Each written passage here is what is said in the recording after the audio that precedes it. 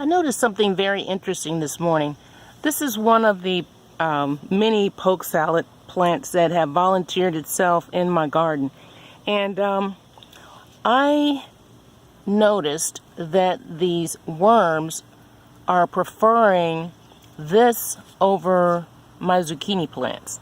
So I'm wondering if it is serving as a trap crop. Show you.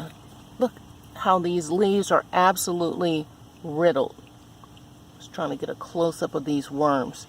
But if that's the purpose that it's serving, and you can see them there, I would absolutely prefer that they go after this poke salad instead of my zucchini or my others. I have some tomatoes and I have some sweet potatoes planted over here.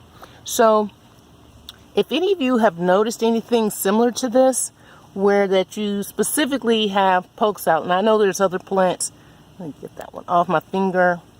I know that there's other plants that you can plant in your garden and they will draw away the pests because they prefer those. But if you look at these leaves, they're absolutely riddled. They're working their way from the bottom to the top.